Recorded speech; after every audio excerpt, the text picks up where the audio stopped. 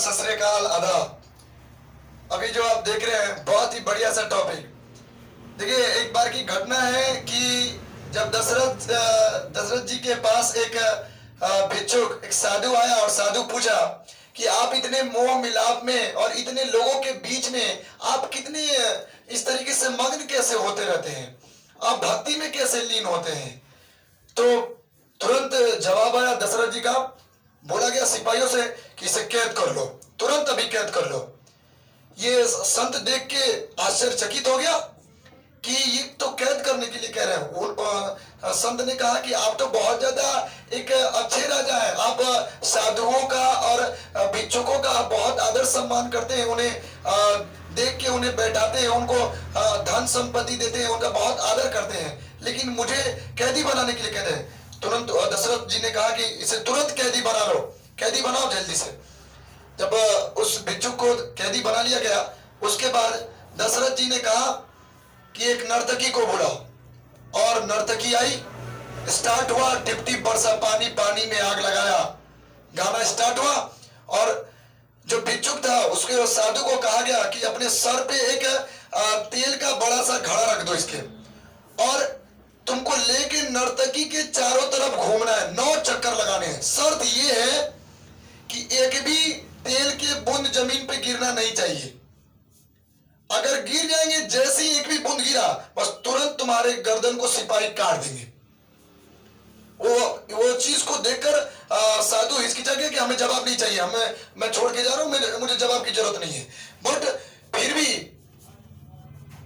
उन्होंने दशरथ जी ने कहा कि तुमको ये सवाल के जवाब आप तुमको लेकर जाने हैं, 9 राउंड लगाओ नर्तकी के, और एक भी बूंद नहीं गिरना चाहिए।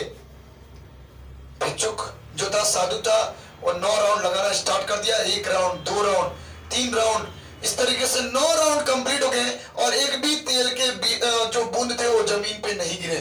तब दशरथ जी ने समझाया कि समझे इसका मतलब क्या होता है। इसका मतलब ये है कि जब विपत्ति में तुम रहोगे तो तुम्हारा दिमाग अपने आप कार्य करने लगेगा, और तुम अपने आप को ही कॉन्सेंट्रेट कर सकोगे, तुम अपने आप को कॉन्सेंट्रेंसी में रखोगे, इकट्ठा कर सकोगे, अपने दिमाग को एकाग्र कर सकते हो।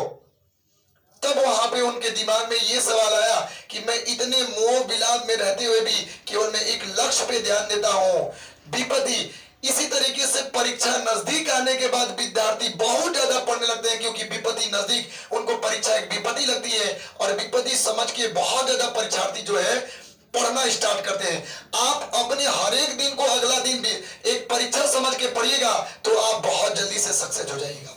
आपको नींद अगर लग रहा है, सुस्ती आ रहा है, अंदर से उलझन, बहुत ज्यादा देर तक बैठ के पढ़ना चाहते हैं, अच्छे से खान पान पे ज्यादा असर देना है कि आपको पढ़ाई से ज्यादा खान पान पे असर।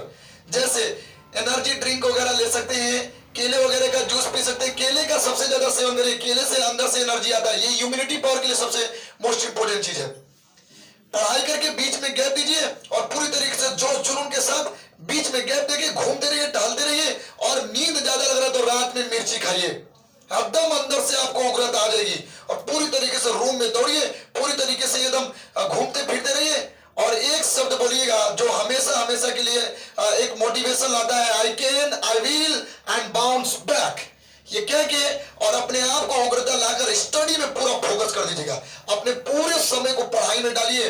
विद्यार्थी आप ही हैं जो अपने आप को इस चीज में, इस आग में तपा सकते हैं, क्योंकि आपके लक्ष्य में केवल एक ही होना चाहिए कि आज बैठे हैं, उस चैप्टर को, उस टॉपिक को पढ़ के खत्म कर देंगे, क्योंकि जब तक तोड़ेंगे नहीं तब तक छोड़ेंगे नहीं। क्लियर है? तो और भी चीजों के लिए, और भी डिटेल से जानने के लिए अगला एपिसोड देखते रहें। तब तक के लिए जय हिंद छात्रों।